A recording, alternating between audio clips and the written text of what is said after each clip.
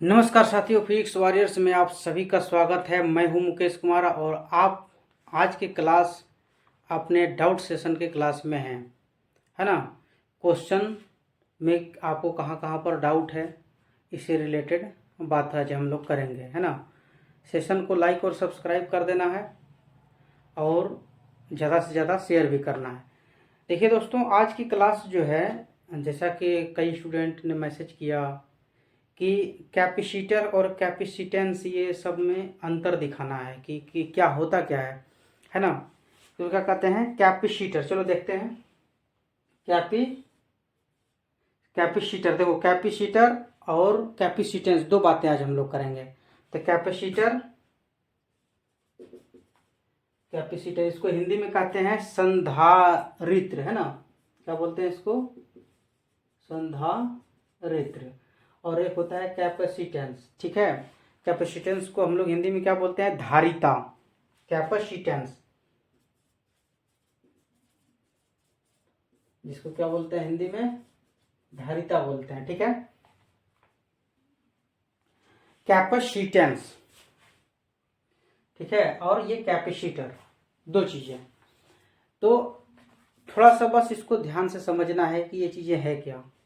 अभी तक हम लोग पढ़ रहे थे कि चार्ज कहीं पर है ना। चार्ज कहीं पर है तो उसके लिए हम लोग कूलम यूनिट ये सब यूज कर रहे थे।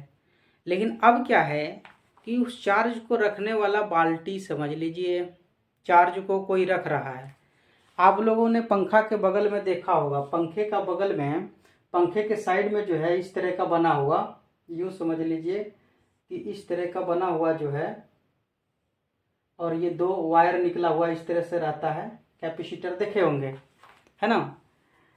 इस तरह का बना हुआ जो है एक्चुअल में वही है कैपेसिटर, जो चार्ज को अपने में स्टोर करके रखता है और पंखे को जितना ज़रूरी है उन्हें वो पंखे को प्रोवाइड कराता है। इससे होता है क्या कि पंखे का जो नियत चाल है, स्पीड है, बना रहे, ठीक है। तो ये चार्ज क्या है एक्चुअल में? ये कैपेसिटर क्या है? यूँ समझ लीजिए कि एक बाल्टी है और बाल्टी जिसमें हम लोग पानी रखते हैं। यूँ समझ लीजिए कि ये चार्ज रखने वाला एक धारित एक बर्तन है, मान के चलिए, जिसे कि हम लोग क्या बोल देते हैं? कैपेसिटर बोल देते हैं। हिंदी में क्या बोलते हैं? संधारित्र बोल देते हैं, ठीक है। तो संधारित्र समझ में आ गया। अब उसे निकालेंगे कैसे कि कितना चार्ज है। तो चार्ज और जो उसका वोल्टेज होता है, मान लेते हैं सपोज दैट कि एक सर्किट बना लेते हैं। एक सर्किट इस तरह से जो है बना लिए और यहाँ पर इस तरह से अंदर का जो उसका स्ट्रक्चर होता है इस लाइक होता है ना। ये क्या है? कैपेसिटर है। कैपेसिटर है। यहाँ से जब ये चार्ज निकलता है ना, तो ये आकर के यहाँ कैपेसिटर में स्टोर होता है। आप अगर इसको पूरी तरह से खोलेंगे तो अंदर का स्ट्रक्चर इसी तरह से होता है। दो प्लेट लगा होता है, एक पर पॉजिटिव चार्ज जो है स्टोर होता है और एक पर निगेटिव चार्ज। कहने का मतलब ये चार्ज को स्टोर करने का एक बर्तन है और इस तरह से सर्किट में लगा हुआ है, ठीक है। क्लियर है बात? तो यहाँ तक समझ में आ गया। अब इसी में है क्या कि कैपेसिटेंस क्या है। कैपेसिटेंस जो है, जिसको कि C बराबर लिखते हैं Q/V। V ये वाला पोटेंशियल और ये जो है Q, कितना चार्ज है इसमें स्टोर है, कितना चार्ज मान लेते हैं Q है। तो Q/C, है ना, जो चार्ज उन्होंने स्टोर करके रखा है, तो चार्ज को उस पोटेंशियल से जब डिवाइड करते हैं तो ये कैपेसिटेंस निकलता है। ये होता है कैपेसिटेंस, ठीक है। और ये है कैपेसिटर। तो कैपेसिटर और कैपेसिटेंस समझ में आया। अब इसके जो लिखे हुए हैं, है ना, जो लिखा हुआ है उसके बारे में देखते हैं कि क्या चीज़ है इसमें।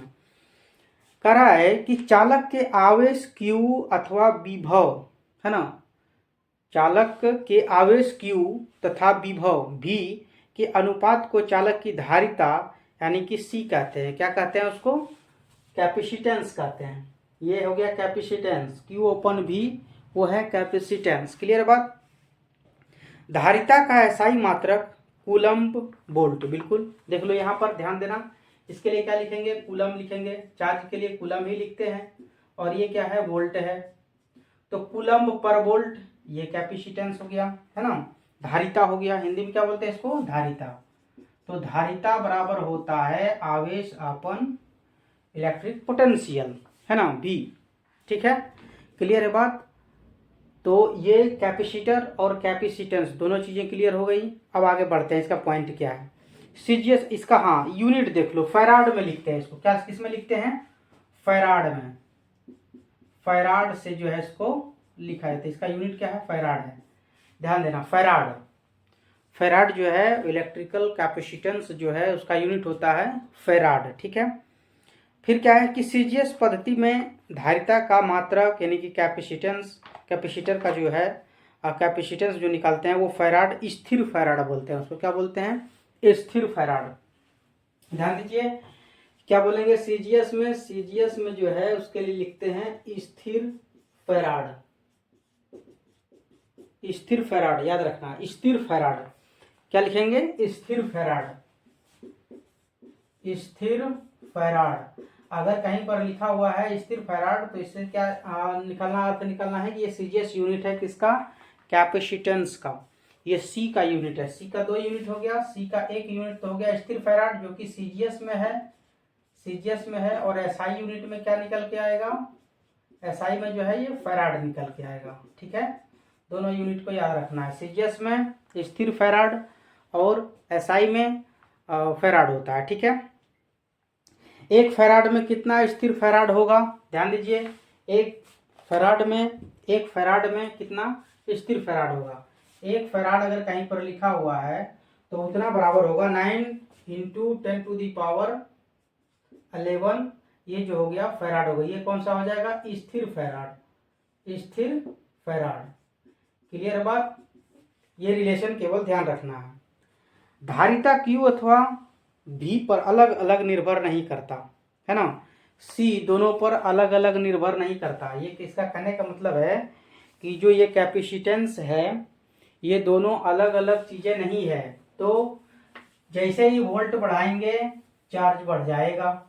क्लियर है बात? इसका मतलब दोनों एक दूसरे से आंतरिक रूप से जुड़ा हुआ चीजें हैं। दोनों को आप सेपरेट नहीं देख सकते। क्या नहीं देख सकते? सेपरेट नहीं देख सकते।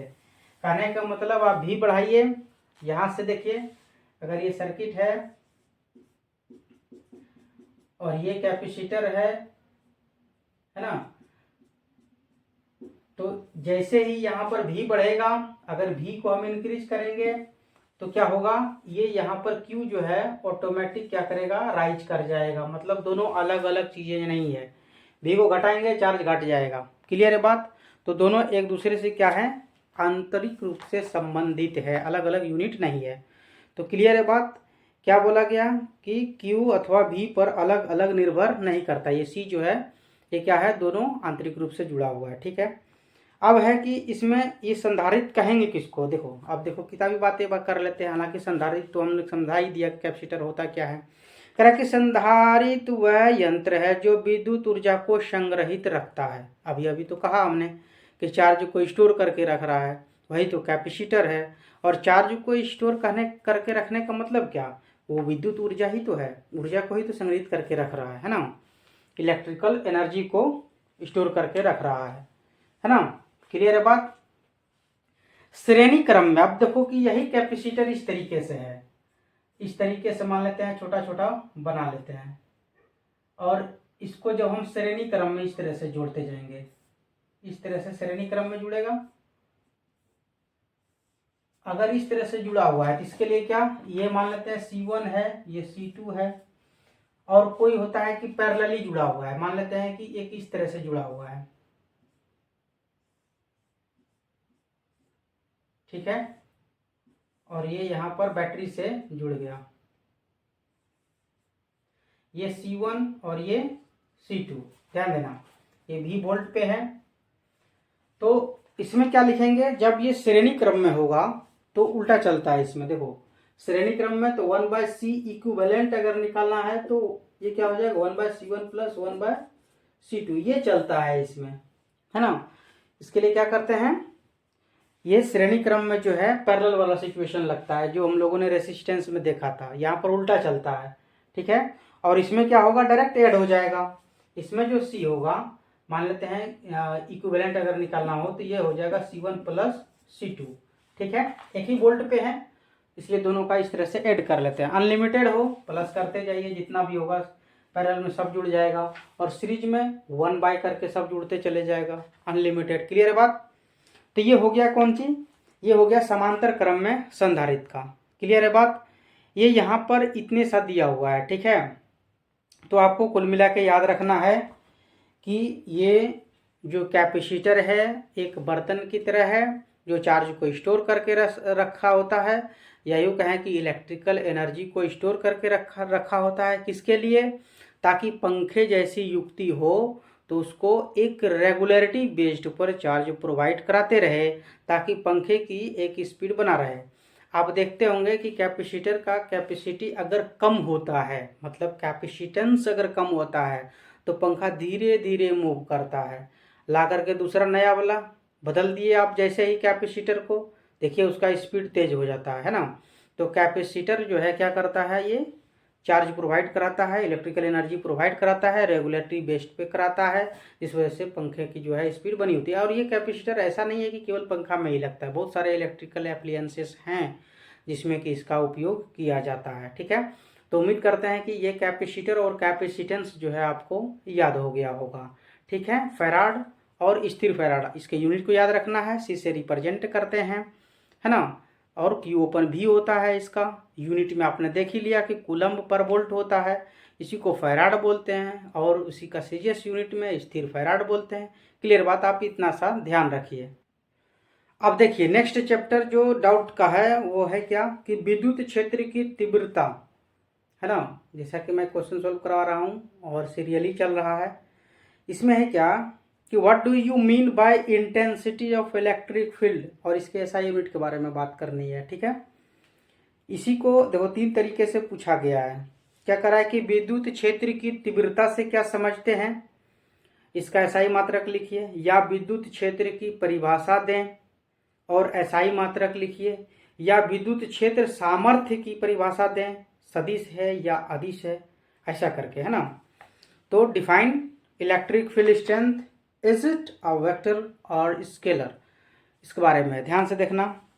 देखिए क्या लिखा हुआ है, विद्युत क्षेत्र की तीव्रता, विद्युत क्षेत्र के किसी बिंदु पर रखे एकांक धन आवेश पर लगने वाला विद्युत बल उस बिंदु पर क्षेत्र की तीव्रता कहलाती है, ठीक है। E बराबर एफ अपन क्यू, E बराबर एफ अपन क्यू।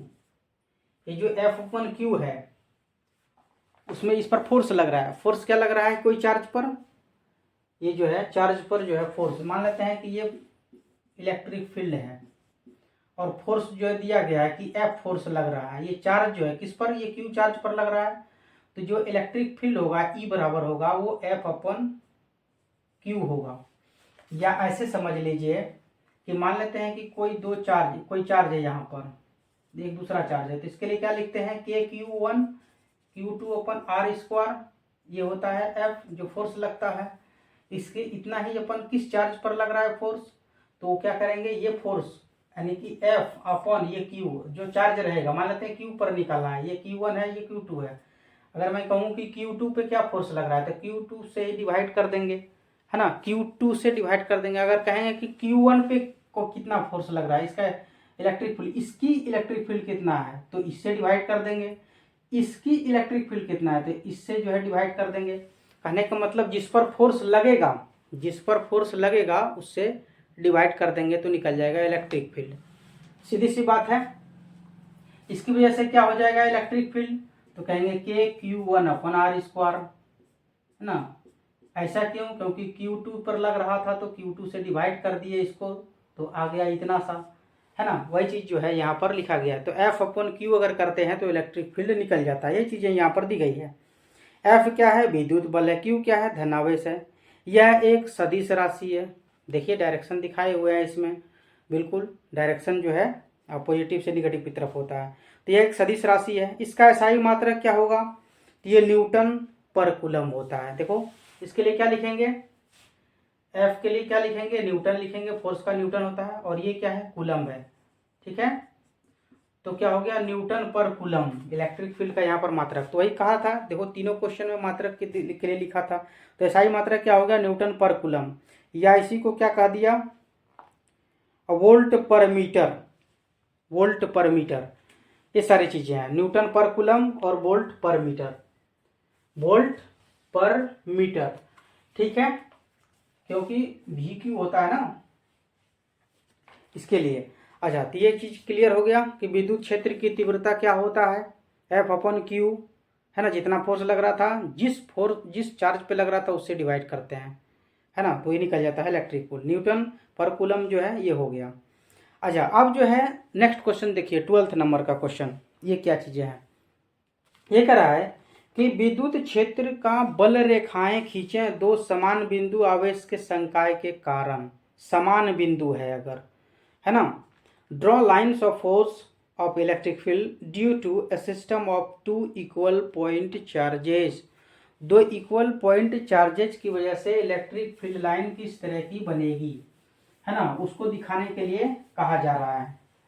तो बना लीजिए दो इलेक्ट्रिक फील्ड लाइंस, दो इलेक्ट्रिक चार्ज जो है यहाँ पर ले लीजिए, ये पॉजिटिव ले लिए, ठीक है, और यहाँ पर भी एक पॉजिटिव ले लिए, यहाँ पर एक निगेटिव ले लेते हैं और यहाँ पर एक निगेटिव ले लेते हैं, ठीक है।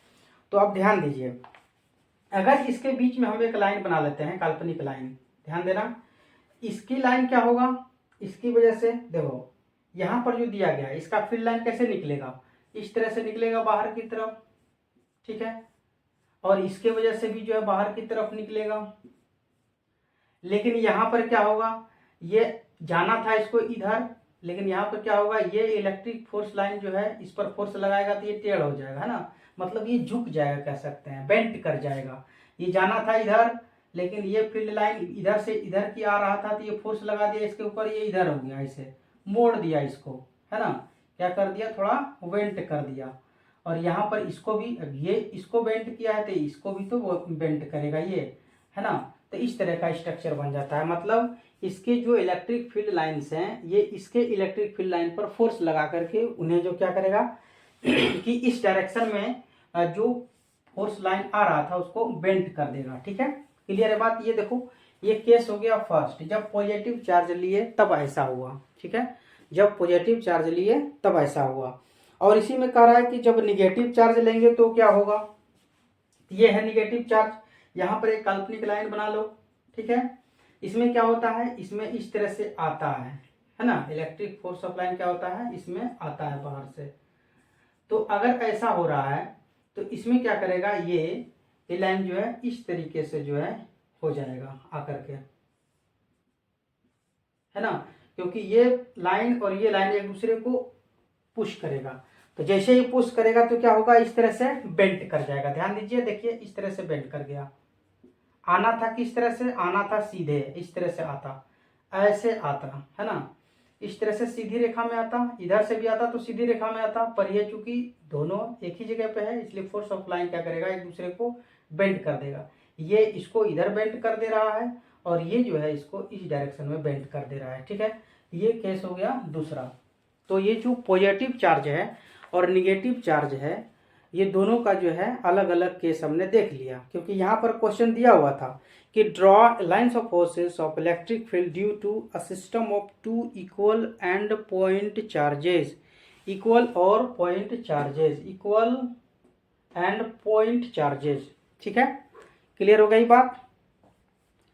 अब यहाँ पर ध्यान दीजिए, 13 नंबर देखो कि 13 नंबर क्या कर रहा है कि विद्युत क्षेत्र रेखाओं के 4 गुणों को बताना है, ठीक है, विद्युत क्षेत्र के रेखा जो है उसके 4 प्रॉपर्टी बताना है। क्या क्या है कि विद्युत क्षेत्र रेखाएं धन आवेश से उत्पन्न होती है और ऋण आवेश पर समाप्त हो जाती है।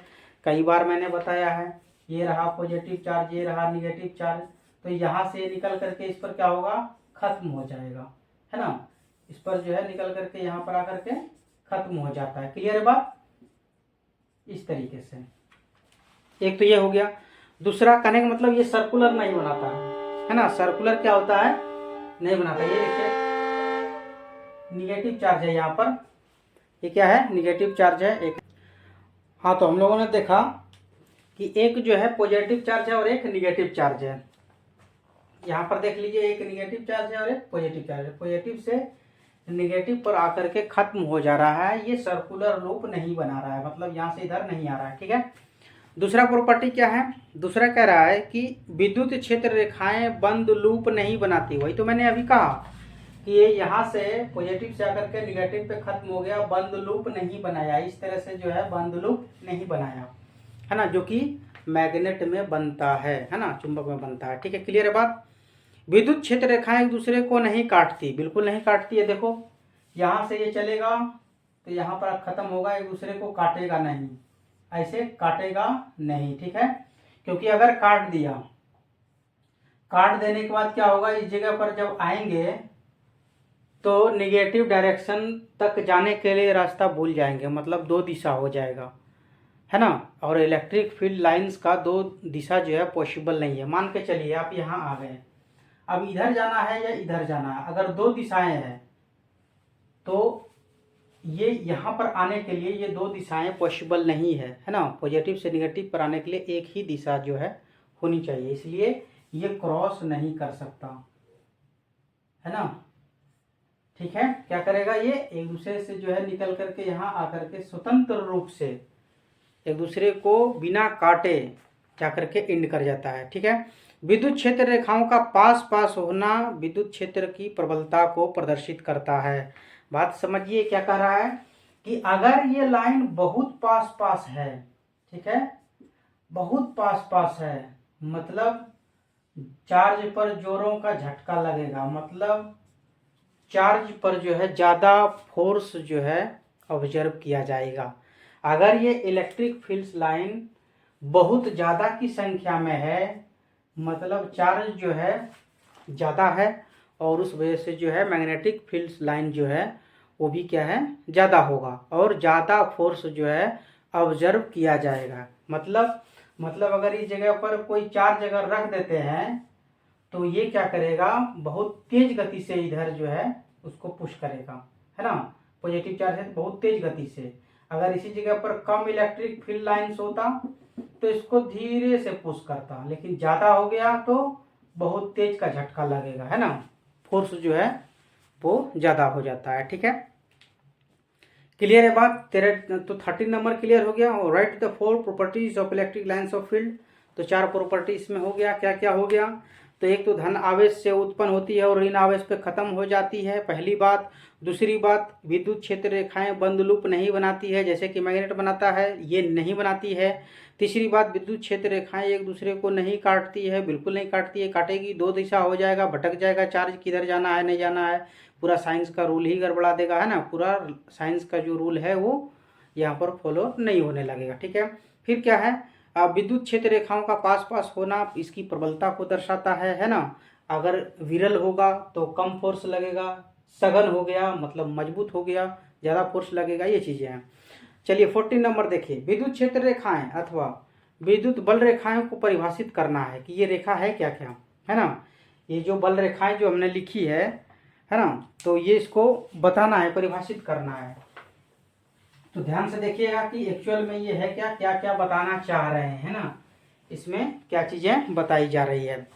तो कह रहा है कि देखिए, डिफाइन इलेक्ट्रिक फील्ड लाइंस, है ना, इस लाइन जो ये जो लाइन बना रहा है, काल्पनिक लाइन जो बना रहे हैं हम, इसके बारे में कह रहा है इसको डिफाइन कीजिए, है ना। और क्या कह रहा है कि डिफाइन करना है इलेक्ट्रिक फील्ड लाइंस को, या लाइंस ऑफ फोर्स भी इसे कहते हैं। Draw electric lines of field of Q, यानी जीरो, तो क्यू ग्रेटर देन जीरो और क्यू लेस देन जीरो, मतलब ये चीज़ें लिखी गई है ऐसा। ये क्यू चूंकि इस तरह से अगर लिखा है, मतलब ये पॉजिटिव चार्ज की बात करना चाह रहा है, और ये इस तरह से लिखा हुआ है, मतलब ये निगेटिव चार्ज की बारे में बात करना चाह रहा है। ठीक है, तो दो बातें हो गया। तो कैसे डिफाइन करें, करा कि विद्युत क्षेत्र रेखाएं, वैसे काल्पनिक वक्र है, मैंने पहले ही कहा कि ये काल्पनिक रेखाएं हैं, काल्पनिक वक्र है जिससे होकर कोई अकेला धन आवेश चल सकता है। मतलब ये हुआ कि अगर यहाँ पर रखे हुए हैं और ये निगेटिव चार्ज है, और ये अगर यहाँ से एक चार्ज को चलना शुरू किया, अगर या ये चार्ज अगर चलना शुरू किया तो ये इस डायरेक्शन में ही चलकर यहाँ आएगा। जैसे कि मैंने वहाँ पर दो डायरेक्शन दिखाया था, तो दो डायरेक्शन में क्या, अभी तो कहा था कि चार्ज जो चलेगा इस पॉजिटिव टर्मिनल से तो भटक जाएगा, है ना, भटक जाएगा अगर दो डायरेक्शन होगा तो। और यहाँ पर दो डायरेक्शन कतई पॉसिबल नहीं है, क्यों नहीं पॉसिबल है? क्योंकि चार्ज जब भी चलेगा तो इलेक्ट्रिक फोर्स ऑफ लाइन के अनुसार से ही चलेगा, और ये चलेगा यहाँ से खत्म होगा, दो डायरेक्शन होगा, दो दिशा में ये जा ही नहीं सकता। ठीक है, तो ये क्या करेगा, एक डायरेक्शन। तो वही करा है कि ये इलेक्ट्रिक फोर्स ऑफ लाइन वह लाइन है, वह काल्पनिक लाइन है जिसके आधार पर चार्ज जो है मूव करेगा along the lines of forces, है ना। क्लियर है बात? तो विद्युत क्षेत्र रेखाएं वैसे काल्पनिक वक्र है जिससे होकर कोई अकेला धन आवेश चल सकता है, यदि वह चलने के लिए स्वतंत्र हो तो चल सकता है, बिल्कुल चलेगा। विद्युत बल रेखा के किसी भी बिंदु पर खींची गई स्पर्श रेखा उस बिंदु पर विद्युत क्षेत्र की दिशा को निरूपित करता है। स्पर्श रेखा बोल रहा है ना, क्या बोल रहा है, स्पर्श रेखा। अगर मुझे कहा जाए कि बताइए इस पॉइंट पर जो है कहाँ है डायरेक्शन, तो हम लोग इस पर स्पर्श रेखा बनाएंगे इस तरह से। तो यहाँ पर जो पॉइंट का डायरेक्शन है वो इस डायरेक्शन में है, ये स्पर्श लाइन खींचना है, इसी स्पर्श लाइन को खींचने की बात कर रहे हैं कि बताइए कि इलेक्ट्रिक फोर्स ऑफ लाइन जो है उसके डायरेक्शन किधर होंगे। तो इस बिंदु पर क्या होगा, एक स्पर्श रेखा जो है खींच दिए, है ना। तो इसी स्पर्श रेखा को क्या कहते हैं, लाइन्स ऑफ फोर्स कहते हैं। ये डायरेक्शन है इसका, लाइन्स ऑफ फोर्स हुआ ये, लेकिन यहाँ पर डायरेक्शन हो गया ये स्पर्श रेखा के एलोंग। ठीक है, अब कह रहा है कि पॉजिटिव जो है, जो कि बनाते ही आ रहे हैं, ये कह रहा है कि पॉजिटिव क्यू ग्रेटर देन, मतलब पॉजिटिव चार्ज की बात कर रहा है, और पॉजिटिव चार्ज का मतलब है कि ये हो गया इसका लाइन्स ऑफ फोर्स। क्लियर है बात? और ये जो है इक्वी पोटेंशियल का लाइन होता है। चलिए दूसरा देख लीजिए, दूसरा कह रहा है क्यू ग्रेटर देन, जो कि क्यू लेस देन। तो यहाँ पर क्या हो जाएगा, निगेटिव चार्ज की बात कर रहा है ये, तो इसमें जो है क्या होगा, इस तरह से अंदर आते जाएगा। ठीक है, और ये जो लाइन खींचा जाता है इस तरह से, है ना, बीच में, वो होता है equi potential line. Equi potential line होता है। ये जो सर्कल बनाया है ना, इसको कहते हैं क्या, equi potential line. Equi potential line बोलते हैं इसको, है ना। मतलब इस जो सर्कल बना हुआ है, इस सारे पॉइंट पर पोटेंशियल सेम होगा, इस जगह पर, इस जगह पर, इस जगह पर, सारे जो ये सर्कुलर शेप है इस पर पोटेंशियल क्या होगा, सेम होगा, इसलिए कहा जाता है उसको इक्वी पोटेंशियल लाइन, जो किसमें नहीं है। चलिए 15 नंबर आप देखिए, आवेश के गुण तथा द्रव्यमान में 4 अंतर बताने हैं, है ना। आवेश के गुण तथा द्रव्यमान, देखिए right 4 differences between properties of charges and mass. ठीक है, आवेश धनात्मक तथा ऋणात्मक हो सकता है, लेकिन द्रव्यमान हमेशा धनात्मक होता है। देखिए एक्चुअल में ये दो बातें कहना चाह रहा है। ये कह रहा है कि पॉजिटिव, देखिए चार्ज की बात कर रहा है, क्या क्या बात किया, देखिए ये कह रहा है कि चार्ज, ये रहा चार्ज और ये रहा मास, है ना। तो मास जब भी होगा, अगर हम ये कहें कि ये मार्कर का जो वजन है, द्रव्यमान है, वो -3 kg है, इसका तो कोई मतलब ही नहीं निकला। एक्चुअल में ये मास जो होता है पॉजिटिव होता है, जबकि चार्ज जो होता है पॉजिटिव और निगेटिव दोनों हो सकता है ना। -3 कूलम का चार्ज है, +4 कूलम का चार्ज, ऐसा हो सकता है। लेकिन द्रव्यमान जब भी नापा जाएगा, है ना, तो मापा जाएगा तो क्या होगा, वो हमेशा पॉजिटिव में होता है। ये बातें हैं। आवेश का क्वांटीकरण होता है, लेकिन द्रव्यमान का नहीं होता है। बिल्कुल, द्रव्यमान का क्वांटीकरण क्यों होगा, है ना।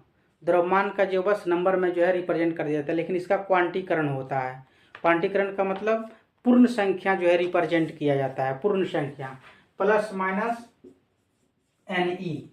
तो n जो है ये नंबर का बता दिया, है ना। n जो है उसमें कितना इलेक्ट्रॉन है, कितनी संख्या में है, पॉजिटिव है कि निगेटिव है, उसमें चार्ज को रिप्रेजेंट करें। इसे कह रहा है कि चार्ज का क्वांटीकरण होता है, लेकिन इसका नहीं होता। आवेश चाल से आज़ाद है, परंतु द्रव्यमान चाल पर निर्भर करता है। द्रव्यमान क्या करता है, चाल पर निर्भर। आवेश चाल से आज़ाद है, कहने का मतलब आवेश जो है वो आवेश जिधर उसे मिल जाएगा फोर्स, वो उधर जो है मूव कर देगा, मूव कर जाएगा, है ना। चाल से जो है वो आज़ाद है, वो फोर्स पे डिपेंड कर रहा है। और ये क्या कर रहा है कि परंतु द्रव्यमान जो है चाल पर निर्भर करता है। द्रव्यमान जो है वो चाल पर निर्भर करता है। द्रव्यमान चाल पर निर्भर करता है कहने का मतलब, अब देखिए इससे नेक्स्ट वाला पढ़िए। आवेश हमेशा संरक्षित होता है, लेकिन द्रव्यमान संरक्षित तब होगा जब पिंड स्थिर होगा, है ना। तो देखिए हमेशा आवेश हमेशा क्या होगा, कंजर्व होगा। कंजर्व का कॉन्सेप्ट पहले भी बता चुके हैं।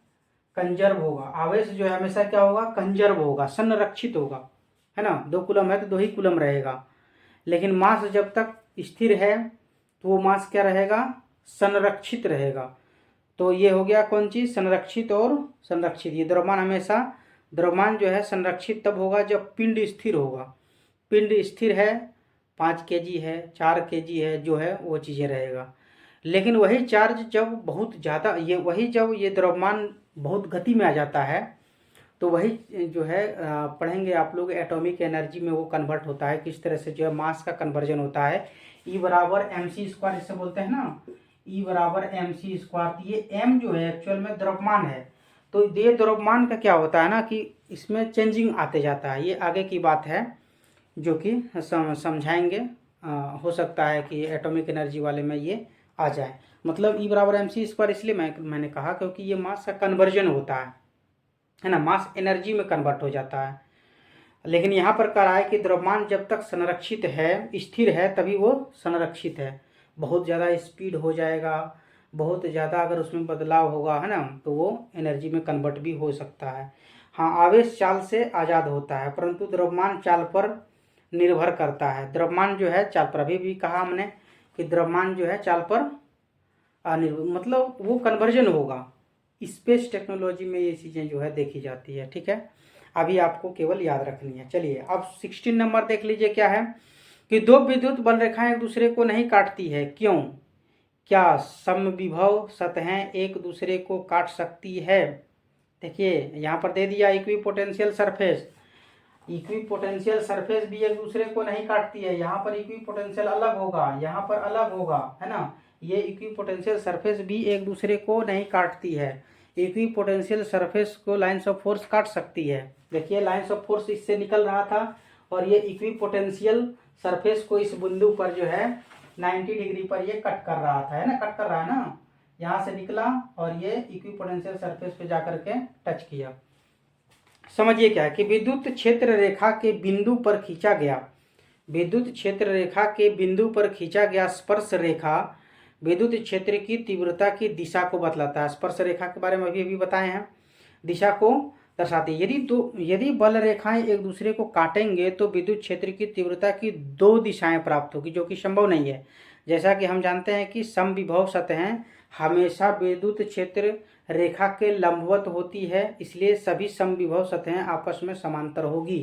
देखिए समांतर लिखा हुआ है यहाँ पर, मतलब इस तरह का होगा। इक्विपोटेंशियल सरफेस जब भी बनेगा एक दूसरे के समांतर बनेगा, एक दूसरे को काटने वाला नहीं है। इसी बात को यहाँ पर बताया जा रहा है। ठीक है, अब देखिए 17 नंबर आ जाइए। 17 नंबर में देखिए क्या है।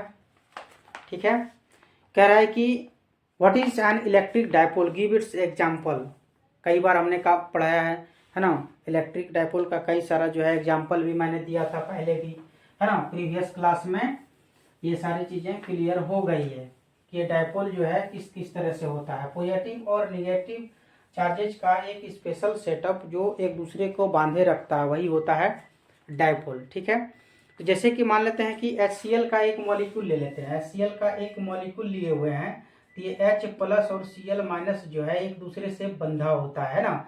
ऐसा ही सेटअप जो एक निगेटिव और पॉजिटिव आयंस का ऐसा सेटअप जो एक दूसरे को बांधे रहता है, वही क्या होता है, इलेक्ट्रिकल डायपोल होता है। क्या रहा है, देखिए अब यहाँ पर समझिए कि जब समान परिमाण परंतु विपरीत, पॉजिटिव है निगेटिव है, समान परिमाण में है और विपरीत भी है, 2 आवेश एक दूसरे से अल्प दूरी पर मतलब बहुत नज़दीक है ये, है ना, बहुत नज़दीक है, तभी तो ये इस तरह का जो है डायपोल बना सकता है। दूर रहेगा तो अलग अलग हो गया, आयन हो जाएगा।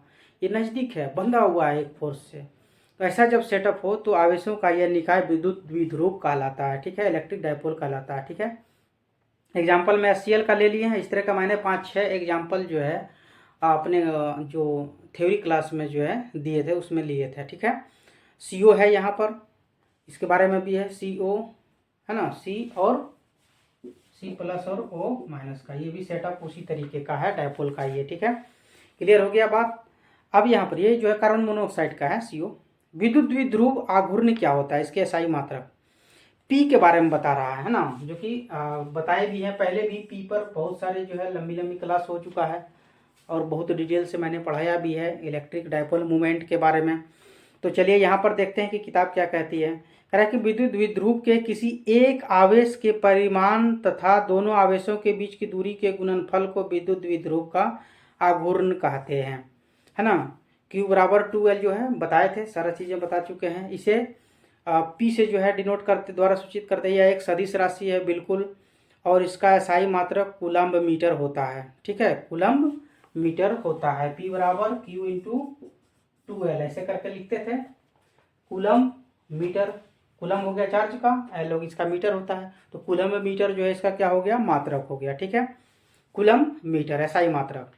इसके बाद आता है कि विद्युत क्षेत्र के लिए अध्यारोपण का सिद्धांत है ना, super position of principle of electric field. ये जो बताया गया है एक्चुअल में इलेक्ट्रिक बहुत सारा अगर इलेक्ट्रिक फोर्स है तो सबको समेशन करने के लिए, है ना, किस तरह से फोर्स होगा तो सारे इलेक्ट्रिक फील्ड को क्या करेंगे, जोड़ लेते हैं। वही चीज़ें यहाँ पर लिखा गया, E बराबर E1 plus E2 plus E3। मान लेते हैं कि एक चार्ज यहाँ पर ले लेते हैं, सपोज दैट कि एक छोटा सा चार्ज लिए हुए हैं, यहाँ पर Q चार्ज है, और यहाँ पर इलेक्ट्रिक फील्ड E1 है, यहाँ पर इलेक्ट्रिक फील्ड E2 है, यहाँ पर E3 है।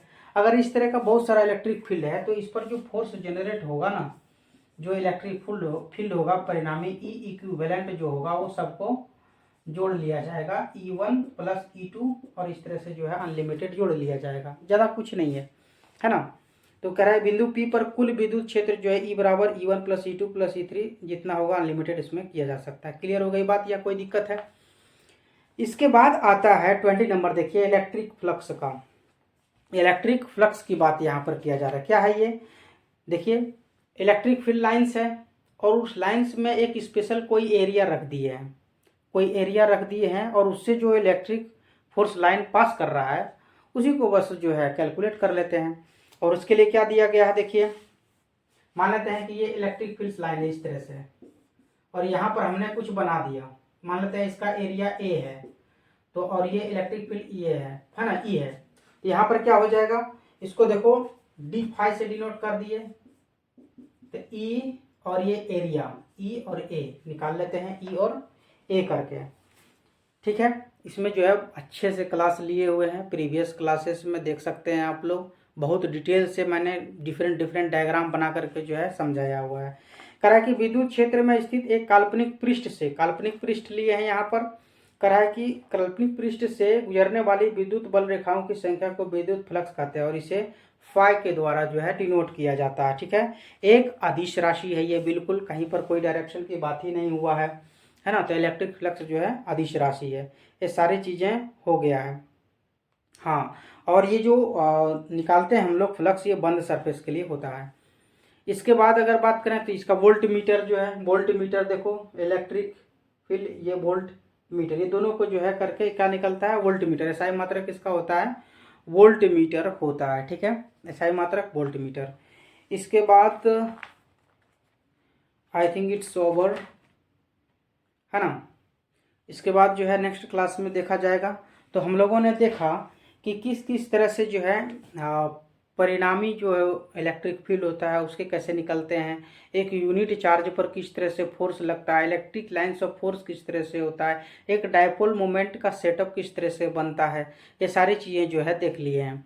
और देखो इसमें जो प्रीवियस क्लास है उसमें डायपोल के जितने भी एग्जाम्पल मैंने दिया है, 5-6 शायद दिया है, उसको ध्यान में रखना, क्योंकि 4 विकल्प में जो है किसी एक को दे देगा, उसमें से कहेगा कि डायपोल मोमेंट किस में जो है देखा जा सकता है, या कह सकते हैं कि डायपोल का सेटअप कौन सा है। तो आप लोग ध्यान से जो है उस चीज़ को याद रखिए। क्लियर है ना। तो उम्मीद करते हैं कि आप लोगों को ये सारी चीज़ें समझ में आया होगा। डाउट सेशन था, जो माइन्यूट थोड़ी चीज़ें होगी जो कि आप नहीं समझ पा रहे थे, अब मुझे लग रहा है कि अब क्लियर हो गई है, ठीक है। तो आज क्लास यहीं पर अंत करते हैं। लेक्चर को ज़्यादा से ज़्यादा जो है शेयर करना है, लाइक करना है, सब्सक्राइब करना है। 12th बोर्ड के लिए सबसे बेनिफिशियल इस तरह का लेक्चर जो है आप लोग को मिलते रहेगा। ध्यान से आप लोगों को इस चैनल को भी आगे बढ़ाना है। तो आज हम क्लास यहीं पर अंत करते हैं। थैंक यू, जय हिंद।